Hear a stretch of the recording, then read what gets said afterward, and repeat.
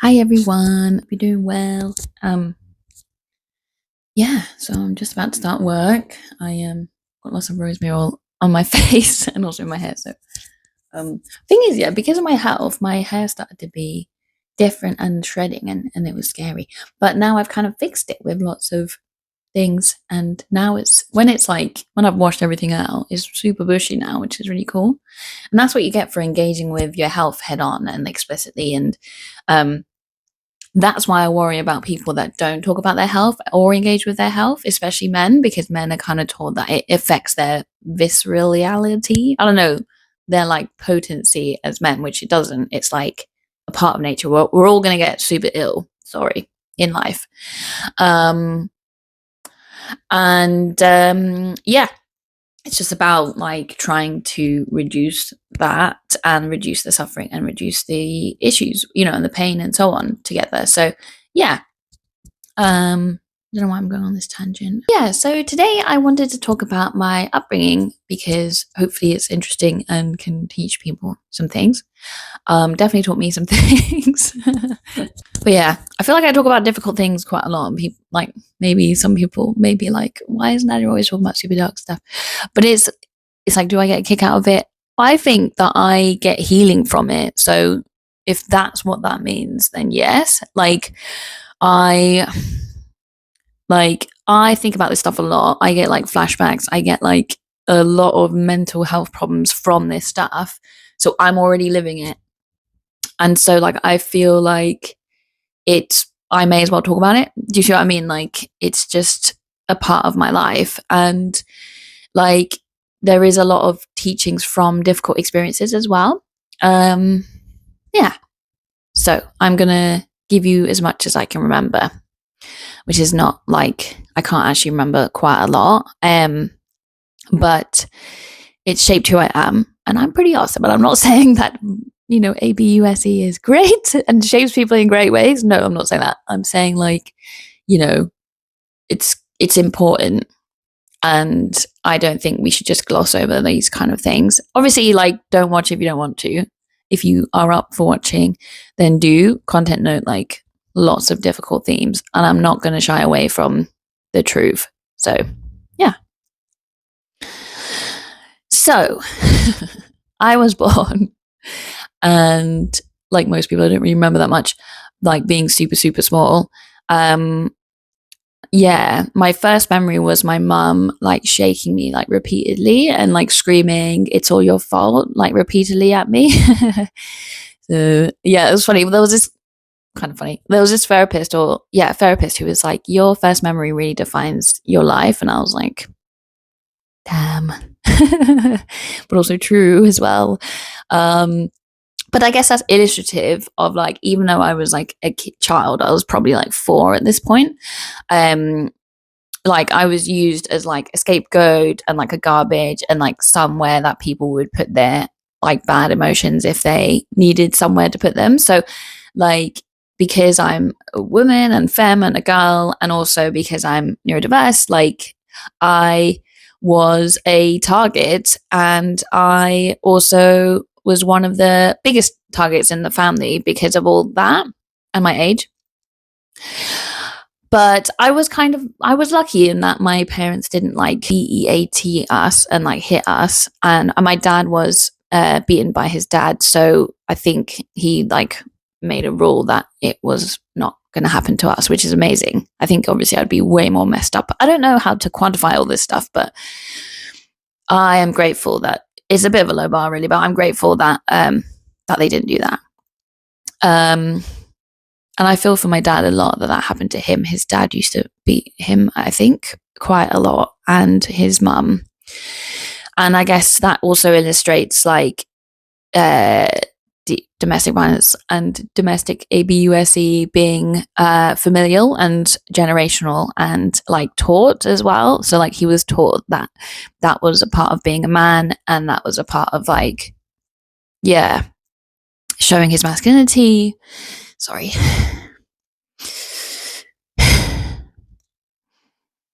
And he was beaten by his own dad, and yeah, that I just can't imagine what that is like in terms of a pain. Yeah, and his dad was an alcoholic as well. I don't really know that much above them, you know. Apparently his mum was really nice, called Violet, which is my middle name as well. And yeah, my mum grew up in. My dad was working class. My mum was like middle class, working class, like slash. And then she was in like quite a very strict like Irish Catholic family. Like her mum was Irish, like ethnically Irish, from Cork area, and like heavily Catholic, basically, which comes with its whole a whole lot of problems. But like one of the good things about it is like I find Catholics from Ireland are very oppression conscious, because they understand what it's like to be targeted and oppressed. So like a lot of the time I find like some Irish Catholic people, or people with that history, have that shared trauma with other vulnerable people, like in different ways. Obviously, a lot of them are white, and like, you know, blacks, Irish, and dogs have been like grouped together in terms of oppression. So I feel like a lot of the, like, my mum did quite a lot of anti-racist stuff and anti-racist work, and it just reminds me of that being in like the hereditary line. And like, yeah, I think being an Irish Catholic is a part of that, because they were oppressed so badly. Yeah, and I am pretty sure that she experienced like SA when she was a kid. Um, because I have POCD, which is like a form of OCD where you worry that you're like a PEDO when you're not, and you like really worry about it. And it's like I have all OCD, so I have the whole shebang. But like, it's not. It's just a normal part of a lot of, especially survivors. Like a lot of survivors get POCDs, ironically, of different survivors of different things. But the more your life is messed up, the more OCD and the more invasive thoughts, and the more dark it can get. Obviously. Anyway, so yeah, and when I was talking about that, she was just like, "You're reminding me of something that happened to me, and it's really like, you're not like that. You're not, the people you need to worry about are like evil men in power." And she obviously went to like Catholic church a lot, and also she like won't enter religious buildings at all. Like she'll just stand outside whilst we went in, and it explains a lot, basically. Yeah, you can tell they're quite sexist people. It's really annoying. I just described my upbringing in detail, but the freaking microphone didn't work, so it just didn't record anything that I said, which is so enraging. But I will try and go through it again. So I already explained my first memory, and I was trying to describe how, like, basically all I can remember from my upbringing is like my parents fighting, and like they would fight multiple times a week, often for like many, many hours. So like an argument lasting 4 hours was not unusual. Multiple times a week. So that is psychological warfare on like quite a high level, because not only are you arguing, but you're also like involving the kids in these interactions. And we were often like in the middle and like trying to stop it all. And yeah, but I would go through like phases. I remember one time I tried to like try all different things to try and to get it to stop. So I would like go in guns blazing, and I would like ignore them, and I would plead with them, and I would just try all sorts of different things. And I self-harmed as well at points to get them to stop. And I also like ran away quite a lot as well to get them to stop, because they would often like start panicking about my safety and stuff. Yeah. So it was like intense arguing and really aggressive, and both people would be quite aggressive. Also, like, they were very consumed with each other, so they basically ignored me a lot of the time. Like, I did not feel like they took on the like parenting responsibility role like very much at all. Because we were so financially privileged, we had nannies, but nannies don't actually care about you that much. Like, they get paid, they're there for a job, they don't like love you like they, like your family should. And yeah, so I was kind of ignored or like neglected a lot. Like my parents didn't really hug me that much, and that really upsets me because I'm like I really need hugs and I really need touch to the point where it's like a problem in my relationship because like I don't get enough of hugs and like it's almost like insatiable. And you sometimes people go the other way. Like I know people that have gone the other way where they're like they can't stand hugs and they can't stand touch because of that. But yeah. Also, I get quite confused with touch because that's a complicated area for me anyway. So like it's hard for me to actually get hugs and like be comfortable with them and calm. Like, but like as in I don't get enough touch and hugs, but I also struggle to find the right touch and hugs. And like I am just quite messed up and twisted about that area. So I get confused and touch is a very strong thing for me, like, is what I'm trying to say. And it's a big my dad just kept saying when I was older, like, we should have hugged you more, we should have hugged you more. And I'm like, dude, I don't know, like, why didn't you? I don't understand. Like, you obviously registered that if you regret it now. Like, why would you stop yourself from giving me a hug? I don't know. Anyway, ugh. So yeah, there was definitely like a lot of like neglect and like psychological warfare and um yeah, I think it felt like horror. Like it felt like, I was like terrified a lot of the time. They would like fight all the time, not just at home, but like in public, like in the car, like when we were on a holiday. There was a point where I was like making a chart about like when they argued, and it was like multiple times a week, but also like on Sundays, especially, like the ticks just went up more, obviously, because they're stressed about going to work, right? Probably. And yeah, I remember like sometimes writing to like friends, and then they like one time they went silent, this pen pal, after I told them about what happened at home. And like, yeah, it's a shame, really. Again, like intervention would have been good, or like something, like something to acknowledge that this wasn't really right. I never had that until I was like a proper adult. Um, and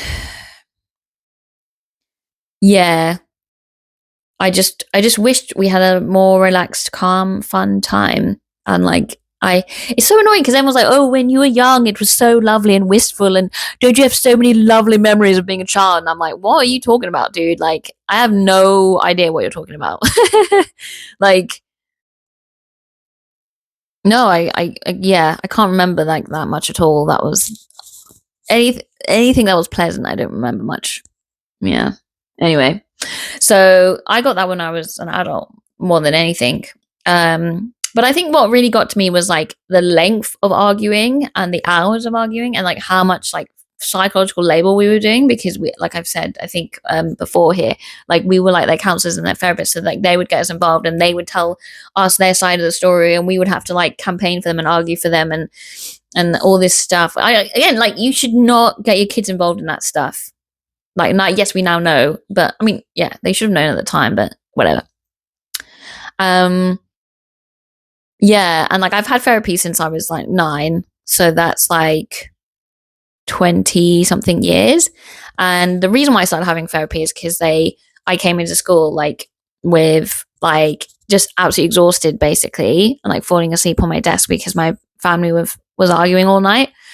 And that would like, we didn't do all nighters that much, but that's the impression of like how long this would last for. So yeah, it felt like torture, like it felt like psychological torture.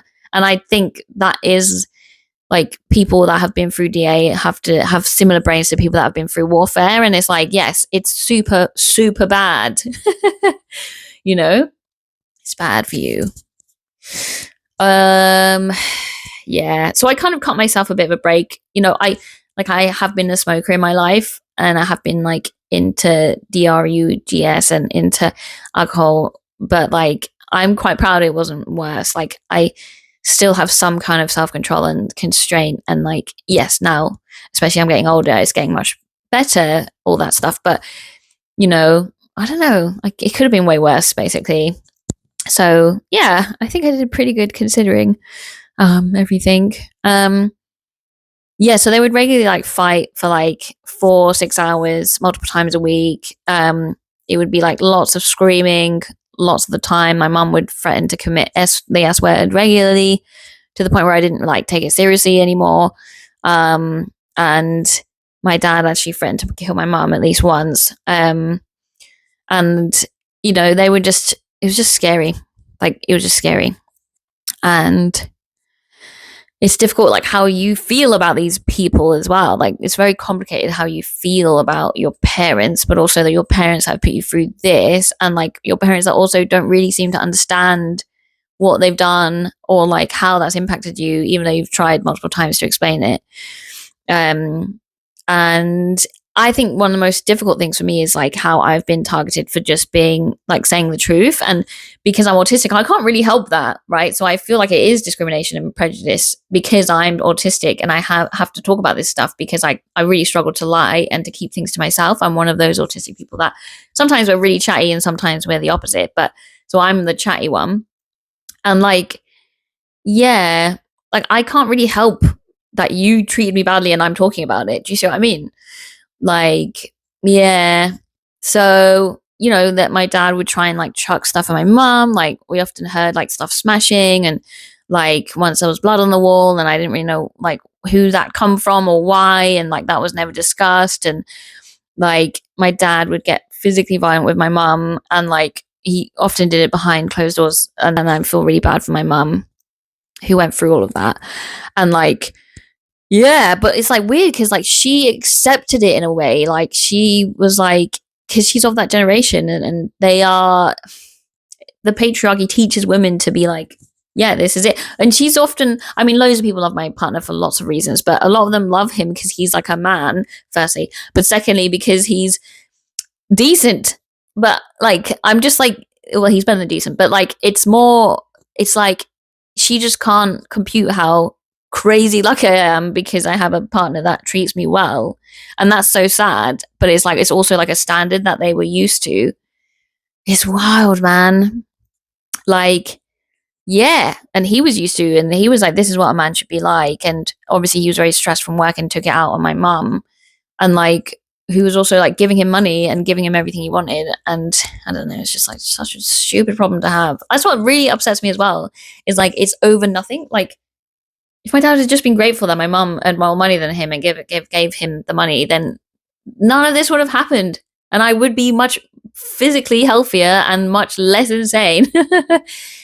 uh, yeah. Yeah. And like, they would like wake us up for their arguments and stuff and like get us involved. And yeah, it was just like that. I don't know what else to say about that. It was just like a lot, and it was constant, and you couldn't escape it. And like, your brain does really weird stuff when you can't escape from danger. So that sucks. Yeah, my phone died, so here we go again. Missed out quite a lot of stuff, but hopefully I can remember it and say it again. Yeah, so yeah, quite a lot really. And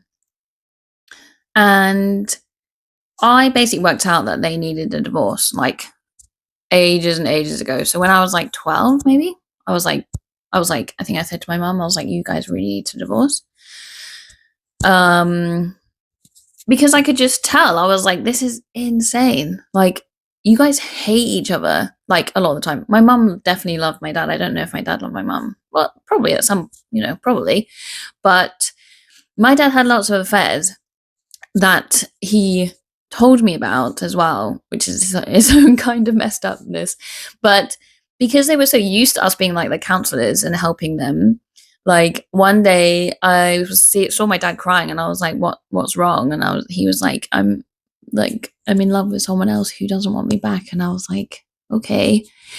And then I had to keep map from my mum, which I probably shouldn't have done, but I don't know, put me in a weird situation because I don't know. I just, and then my dad had like 4 affairs, I think, including when my mum was like pregnant with my like brother who's disabled as well. And like, it sounds like they were fighting the whole time. She also has like a cigarette burn on her face, and she never told me, but I suspect it came from my dad, like, because my dad used to smoke. She's really anti-smoking, so I don't know. Yeah. but that's the impression I got anyway. I just feel like, yeah, it's messed up, and their relationship was really messed up, and a lot of it, like the arguing was based a lot on like gender issues as well. So like my family is like highly intelligent people. I think everyone's highly intelligent actually, but because we're autistic and ADHD, like I don't know, they both got into Oxford and they kind of bonded because they were all like, these people are weird, these upper class people, like we're on the same or a similar plane, like let's hang out kind of thing. Um and why am I talking about, there's a reason why I'm talking about this. Um yeah, I can't remember anymore. But yeah, like so my dad had a massive problem with my mum earning like a lot more money than him, like a lot more money than him. And like a lot of autistic people and disabled people experience like ableism in the workplace, bullying in the workplace, problems in the workplace, which my dad often did. Like again, even though he's experienced and qualified and intelligent, like he often struggled with getting a regular paycheck. Also because he was so aggressive, like he falls out with so many people, and he still to this day like starts on people all the time. He starts on me often, and we often have arguments. And like, you know, I remember I went on a holiday trip with him to the Isle of Wight, which is where he's from, and he would just get really aggressive with me every so often, and I would have to like walk away and like, yeah, just be like, I'm not having this, basically. I had to do that multiple times, including like in the donkey sanctuary where I was trying to have fun. And like, anyway, it's such a bad idea to go on holiday with him. But yeah, it's just hard, isn't it? Because you like want to be their like their kid, you know? And but then I just felt really bad for him because he was obviously getting really triggered about being in the Isle of Wight and where all this like domestic abuse happened. So yeah, I don't know, it's difficult. Um and but it's just like, I am not like, this is not what I'm here for. I'm not here to be your nanny or your counselor or your therapist and to like be a punching bag, like obviously not physically, thankfully, but emotional punching bag. Like, yeah, so I've like had to use so many techniques to like manage these people basically to this day. But like they're still, I don't know, like you can tell that they are pretty unhinged. Like a couple of years ago, me and my partner went to see my mum, and I think she was going through quite a lot at the time, but because I wouldn't do what she wanted me to do, she like lost her shit in the pub that we were in and just started screaming and screaming at me. And then when we left, like I went outside for a bit with my partner, and then I came back expecting her to be better, and she was just continued. And then we went to the car park, and she was screaming in the car park. And yeah, so yeah, like I feel like that was probably an autistic meltdown, which makes it a bit more excusable, a lot more excusable really. But it's still like I'm being used. Like what makes me so angry about my family is that they did all this to me and to each other and themselves and their kids.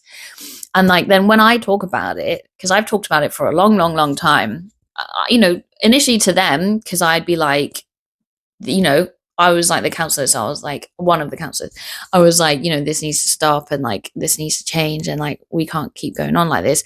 Then I would like talk about the family stuff to the family, like later on when they got like when they finally split when I was like 19 or 20. I got home and everyone was exhausted because they were fighting all day, and like my brother and my mum and my dad were all like freaked out.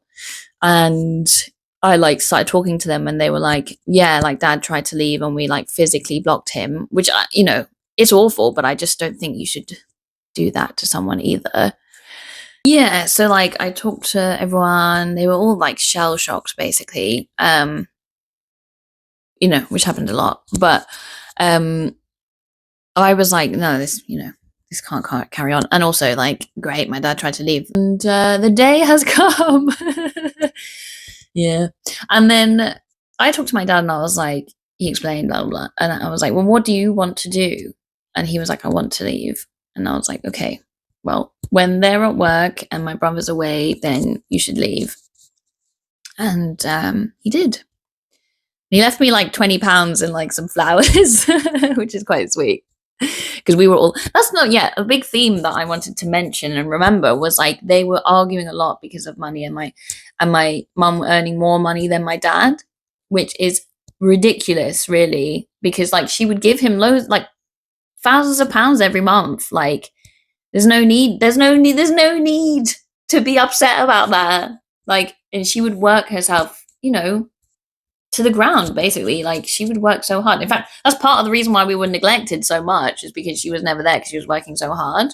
My dad also worked quite hard when he could.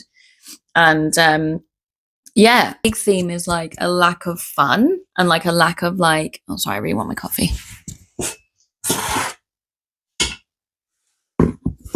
Yeah, like I spent all my time like scared and like anxious and like worried about my parents and worried about them, and like I didn't really focus on me at all, or like what like yeah, we just didn't have that much fun or like nice times. Like they existed. Like it's one of the reasons why I played so many video games, is because it was like a form of escapism and fun and joy. And it was like the only time that my brothers and I connected. And yeah, I think it's totally torn my family apart. We all fall out with each other all the time. Like no one has a nice thing to say about anyone else. Like it's messed up my brothers, but they don't even see it as domestic abuse. Like it's weird. Like you see it as normal. It wasn't until I got to university that people were like, "Fucking hell, dude," and that was weird to realize. But it like totally dramatically changed my life and like impacted everything. And there's a big reason why I focus on fun now and like, colorful, like, walls and stuff, and yay, gaming and fun. And like, I'm so focused on like conflict resolution skills now, because I'm not doing this again. This is not happening anymore. This is stopping with me. Like as much, I don't know if I'll have kids, but yeah, hopefully this won't continue. It won't continue in that form. I know I'm messed up still and not ideal because of it all, but yeah, I was like, there's no way. There's no way. Like, you kidding? I'm not going to live life if it's going to be like this. I'm just not. Yeah, so that, it also makes me really upset and angry. I'm like, we barely had any fun. Like, we barely had any, I don't think I ever felt safe.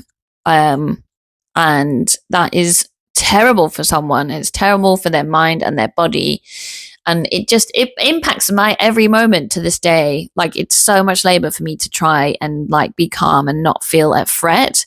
Like I have to spend so much energy on that, yeah, and it doesn't work. So a lot of the time I struggle because I'm paranoid and I can be aggressive with people. I mean, like, yeah, again, it's all nuanced. I can stand up to like aggressive men quite well if I have to.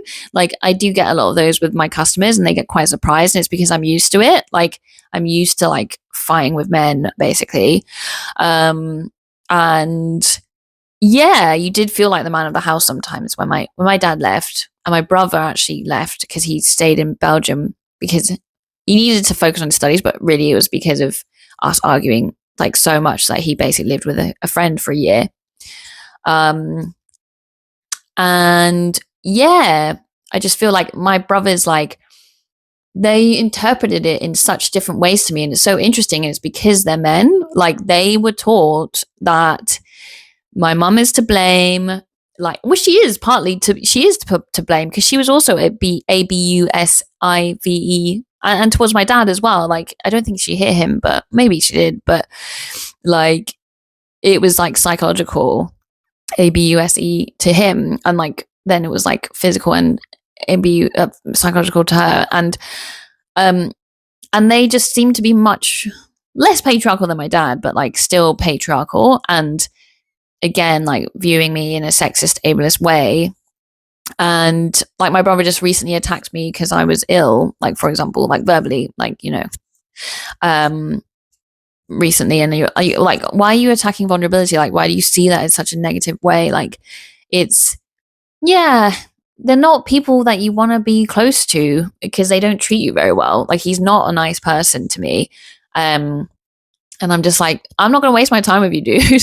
Like That's fine. If you don't want to listen to me, if you don't want to respect me, if you don't want to like me, you know, why would I want to hang out with family that never treat me like they like me? You know, they talk about loving me, and I'm like, I don't actually care. Like, okay, that doesn't mean anything if you're not going to be kind and nice to me, does it? I don't know. Like, and I feel like all of this experience with my family, like, really cut off my feelings. Like, I obviously do love them, but I really don't feel that love. Like, I don't feel that much motherly attachment to my mom, like, at all. And I don't know why that has been totally, it felt really strongly cut off, but yeah. And it's like, yeah. So I've had to like find my own family basically. And that's mainly been my friends. And a lot of like queer neurodiverse people go through that anyway. So that's quite a normal journey for like, even just because I was queer, like it would be totally like normal for me to have lots of family problems because of that and like isolation. A lot of us don't have families basically because of all this stuff, like because of all messed up how messed up families are, but also like it's just normal for a lot of neurodiverse, disabled and queer people to be isolated from their families for various reasons. So yeah, and it is a shame because I want to be my brother's friends, but yeah, I don't even like, I can't talk to them about the past. Like they don't really accept it. My oldest brother recently that I have the most problems with, he was like, you need to get over your childhood. And I'm like, are you kidding? Like it's going to affect me for the rest of my life. That's such a cruel thing to say as well. Like, but also you're not over your childhood, dude. Like if you were over your childhood, you would be being really nice to me. Like you would be way nicer to me than you are. Like, you are horrible to your family because you're messed up about your childhood. And yeah, like he was calling me like selfish and like, you know, like just really horrible things just because I was sick and asking for help, which is such a horrible thing to experience. Like, and I'm just a bit like, are you joking, dude? Are you joking? And I'm like, oh yeah, you know, I really should have thought better than to expect kindness from you when I'm in need. You know? Anyway, yeah. And it like, I can tell that there's a lot of sexism, like with how he has a relationship with his wife and like he has a girl and a boy. And yeah, it's better than my dad, but like, he's still a fucking asshole and like, and you know, and attacking me for no reason when I just want a nice relationship with you. It's just enraging and it's such a waste of time. And like ego. I remember his like wife saying to me, because I'm non-binary, she was like, oh yeah, he would never let me be like that. I was like, what are you talking about? Like, what do you mean he wouldn't let you be non-binary or like dress how you want? That's, yeah, nuts to me. Yeah. Anyway. Yeah. But I'm sure he's much better than my dad. So that's good. And I'm sure like I know he's trying his best. Yeah. He's like works with lots of rich people, so it does make me a bit suspicious of him to be like more evil than I think he is. But I don't think he is. I think he's like on the nice side of that stuff. Because I remember him talking about Prince Andrew and being like freaked out by Prince Andrew. So I'm like, if he was one of them, he wouldn't be freaking out about it. But it does disturb me that he's like associated with ultra rich people. Like, yeah, and it kind of feeds into how he is, which is horrible sometimes. So, especially to me. So, yeah, I don't know. And it's a shame because all of that, in my opinion, came from our upbringing, right? It taught us that like women are to be disrespected and to be treated badly. And then it fed into like my relationships with men and like accepting ABUSE and accepting like, you know, cheating as a normal thing and it just got me into like so many bad situations because my bar was so low. And I think that's what patriarchy is on purposely trying to do, is to teach femme people and women to be subjugated but also to like accept terrible standards. And now what's happening with like the so-called male loneliness epidemic is just like femme people just being like, I am not going to accept trash, okay? Like I'm not going to accept the lowest bar there is, and like ABUSE is the norm. So yeah, you be lonely, my friend, until you learn that like women and femme people are sacred and deserve your reverence. Like, and that's what makes me so angry about this stuff is like, oh, it makes me angry. It's so angry. Like, I feel like, yeah. And all of this comes from the ultra rich, essentially, who are trying to normalize ABUSE and patriarchy and subjugating women and girls and making them yeah, something they can make profit from, basically. And like, as we know, that the ultra rich are doing. So it's like, oh, it's just enraging on so many levels. Like, it could have been so different. It could have been so different. It could have been great. Yeah. So I don't know. I don't know.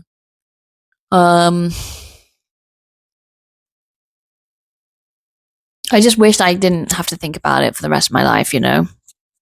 And I do, and I don't think I'll ever escape that. And I think that's why I can be so S word, is because a lot of darkness you just can't ever escape. And it's such a shame. And, you know, it taught me from a young age that I feel viscerally worthless. Like, that's my main feeling. Like, I feel like I'm evil, and I feel like I'm a cancer, and like the world would be better off without me, and that I'm worthless. And I've always felt like that. And that's because of that is the impact of that kind of ABUSE. Like, you blame yourself as a kid. You think you've done something, especially like my first memory. I literally was blamed for like their problems, and that would happen a lot. Like, I would be blamed for their stuff all the time. And it's proven that sexism damages your brain. Like, it really messes you up, and that sucks. But I got a lot of like good things from it. Like, I'm obsessed with inequality now. I know what the answer is to the world's problems. That's quite useful. What else? It's made me very interested in conflict resolution skills, interpersonal interactions, like feminism, inequality, like gender dynamics, sexuality. Oh God, that's something else. Like, I don't think I was like SEXUALLYABUSED as a kid, but like, and I'm going to mention this. Yes, it's embarrassing. Yes, you know, but it's a thing that happened. My parents knowingly had like intimacy times with like their kids listening, like, because we were like next to them in the next door room, and like, that's so messed up. Like, and that is when you look up what SEXUALABUSE is, that it does actually come under that definition. And it, like, yeah, it really messed me up, and it's so inappropriate, and it's like, it's dark, man. You know, thankfully nothing else happened apart from that, but that still really messed me up, and like messed up that whole area for me. And obviously, like, it's quite a confusing area when you're young anyway, but I just feel like that's not cool, guys. And I did tell them, I told my dad off for that. I was like, what the hell were you thinking? Yeah. I wrote like angry letters to all of them, and they are very full. But it was weird because I didn't do that for them. I did that for me because I was so angry. I was like, this is going to kill me if I don't do something with this rage. Through illness or like, you know, S word or whatever. Like, I just was like, I can't cope with this. So I wrote them all great angry letters. Yeah, obviously it didn't go down very well, but it's like, I didn't actually do that for you. Like, I'm not doing everything for you. Like, I've done so much for you already. You've taught me how to put you first all the time and me last. And anytime that I try to put myself first or defend myself, I would often get like verbally attacked and like, yeah, like punished for it, basically. And that's another thing that really upset me when I was growing up. Like, when I was a teen, I would start talking about this, and I would be real and honest about this. And obviously, like, my family did really weird techniques to try to like basically make me out to be a liar. So like, they would frame me as mad, and they would frame me as insane, and they would like be like, you're attacking this family, like, and be like as if I'm making it all up. And they would gaslight me about what happened. Like, you know, after my parents like pinned me to the floor that time, they like chucked me out of the house and like put all my stuff in bin bags and like forced my brother to drive all that stuff to me where I was at my dad's wedding. So I think also it was like a weird way to try and ruin my dad's, like, not my dad's wedding, sorry, my dad's nephew's wedding. I don't know. And that's another thing, is like, my parents used us against each other quite a lot. Like a lot. They would both like try to convince us of the arguments, firstly. Secondly, they would like, between the divorce, like, lots of weird stuff happened. Like, my dad bullied my older brother to give him the keys to my mum's house, which he then went into, and then he like got some surveyors to like revalue the house at a more expensive rate, so that when the divorce went through, he would get more money from my mum. And it was all like that. It's all like that. Like, I remember one time he like obviously planned to steal my dog one time. Like, I don't know, in the middle of them divorcing, I shouldn't have really got him around my house, but I let my dad in my house, my mum's house, when she was away. And like, it's basically, he had a fight with me. I went upstairs to like get away from him, and then he just stole the dog. And like, yeah. And then I realized afterwards that was like deliberate. That bastard. And like, yeah, like he purposely had an argument with me so that I would run away, and then stole the dog. So that was his whole thing. Oh my God. And that poor dog was like so messed up and so anxious. It makes me really sad. But like, yeah, that poor thing just went through the walls. Like we all did. Like it was crazy amount of psychological warfare. Crazy. Yeah. And like, yeah. So my mind is like primed now. Like I'm so good at arguing. There's basically no point arguing with me because I'm really good at it. It's funny being customer service person because yeah, they got no chance. I feel like, yeah, it's like, yeah, it's like someone's talking to me like absolute crap on the phones, and they're like, and I call them out, and they're like, no, I'm not being rude. I'm like, I don't think you're in the position. You don't have the right to tell me if you're being rude or not. That's not up to you. That's up to me, right, to decide. And like, and yeah, and I just know how to argue very well, and you know, that can be useful. But a lot of the time, I just think all this pain and suffering has turned me into, as much as I can, into the opposite of all that. And I just know that, you know, gender inequality is like the one of the axes of evil, really. And it has destroyed my life. Like basically, I could say it has destroyed, like I feel like it has kind of destroyed my life. Like obviously I have a good life, like I'm lucky, like yes, I have severe mental health problems still, and I find every day very difficult to get through. But yeah, like I am super lucky. Like this is the thing. Like we were talking about super financially privileged people as well. Like we had a nanny and stuff. Like we had a lot. I mean, yeah, poor nanny as well. Like they must have witnessed and heard so much arguing because they lived in the same property. Yeah, I'm pretty sure like some of them quit because of the fighting, basically. Yeah, and I just feel like what a waste. Like what a waste. They must feel so bad, and I just feel sad for them. Yeah, and me. But I also feel proud. Like I have done pretty damn good considering. Yeah, I remember one time, like one memory, we were in France and my mum was driving and they were fighting, and then my dad started hitting my mum like while she was driving, and then I was like, oh my God, this is like bad and dangerous in multiple ways. So then I like put my belt like loose, and then I just started kicking my dad. I was quite small, so it's not like, you know, crazy damage, but yeah. And like, because obviously it was super dangerous and the car was like swerving everywhere, and I thought we were gonna like die. Yeah, and then we like pulled over, and then everyone kind of freaked out, and then we got back in and then acted like it was all normal again. And that's another thing that was really maddening, was like pretending it was all normal, and like pretending to other people it was normal and we were normal, and like that we were all a happy family. That is just so insane. Like, don't do that, dude. If you have problems like that or problems at home, just talk about it. You gotta talk about it. Like, and that's the thing, like I talk about dark stuff because that's how I've survived. Like I can't cope unless I talk about it, and like I am acknowledged, and like what has happened to me is acknowledged and seen. And that's why you can't silence survivors, because the truth will always come out. They will need their justice, they will need their peace, and they will say and they will express and they will do stuff to like get the public and the community around them to recognize what they're talking about. Yeah. And that helps them to process it. So like it's a big reason why I'm talking. And that's another thing, like I feel like my family targeted me and punished me for being like the outcast, for like being a femme girl person that doesn't like follow gender norms, for being queer, for being neurodiverse, for being disabled, for being someone that sticks up for themselves. And you know, that it's all so unforgivable, but I managed to like forgive them somehow, because I feel compassion for them and sad for them.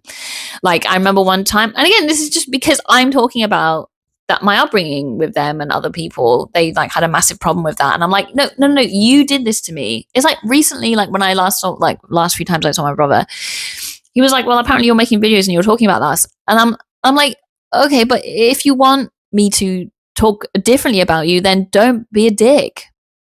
It's not my fault that I'm talking about what you're doing, and that's a problem. Like you were doing the thing, that's the problem. Anyway, yeah. so like you definitely get this feeling of like being targeted quite a lot, which you are. So like, but it would be nice to not feel that, is what I'm saying. And especially by your loved ones and the people that are meant to love you the most, and like that are meant to protect you and that are meant to like shelter you and be nice to you and love you and be kind to you. Like I would like to not have that from those people. Yeah. Like, yeah. Like I don't think they understand how much they have to answer for, because they still feel like they haven't done anything wrong, and it's just like are you joking? Anyway, yeah, so that's the trauma dumping for today, guys. But yeah, I think about this stuff all the time, so I think there's a purpose to talking about it. I want to show you that you can talk about super dark things, and it's safe and it's okay, and it won't kill you, and it won't destroy your life, and it won't destroy your social life. My family are not going to see this. My family, even if they do see this, I don't care. I've told them this stuff. Like, whatever, guys. It's so annoying that my microphone just keeps dying when I'm talking about this stuff. It's just enraging. Also, look at this cool cup. Anyway, what I was finishing up on really is like, it's really difficult to feel like these people are still like, Nadia's the enemy, Nadia's the bad person, Nadia's the crazy person that's like just treating us so badly. And it's like, no, like it's so unfair. Like my dad has actually come to terms with the fact that my family bullied me a lot, and still do really. And it's because he was the youngest and he was bullied quite a lot. His brothers also beat him up as well, so they've always had a really bad relationship. And like my middle uncle, his middle brother, like older, he died of like lung cancer from smoking. And it just reminds me that, again, he was probably neurodiverse and like highly stressed, and so yes, of course you would smoke yourself to death. Do you know what I mean? And the same with the drinking, like the undiagnosed neurodiversity and the lack of support with people with mental health problems that like has contributed to like the drug and smoking use in my family, like, and drink. And then that has contributed to like illness and death, and well, lots of things have contributed to illness and death. And obviously stress is like a massive factor. There's genetics, there's like, if you're autistic, you're also more prone to physical illness, for a few reasons, partly because we're more stressed and ABUSED than other people. So yeah, I don't know, there's a lot to it, but I could talk about this all day, but I need to stop. But the point is, like, I'm trying to say, like, it's interesting. Like, I find it interesting, especially as a feminist, especially who's interested in like theory around feminism and diversity. It's interesting to me, and I find it fascinating, but obviously like horrible. But like, I feel like you can learn a lot from it, and I want to teach you, and I know that you know this already, but I want to teach you and show you by practice that like you can talk about very dark stuff. You can talk about like the worst things if you want, if you need that for your healing, if you need your community to heal you and hear you. Like, it's powerful to talk about your truth. And if it's too dark for some people, okay, well, they don't have to listen, they don't have to watch, that's their choice, it's consensual, right? But there is power to, when you need to, talking about the darkness and what's happened, what you've learned and what you did. Yeah, guess I'm quite proud of myself. Go me. Fuck the patriarchy, fuck men. My men are the men that bitch about men. I see you, brother. Yeah, it's gonna be better. The future's gonna be better. But yeah, like, for example, like when I told my brother that I was SA'd, he started shouting at me and said like, you need to protect yourself, essentially blaming me for that. So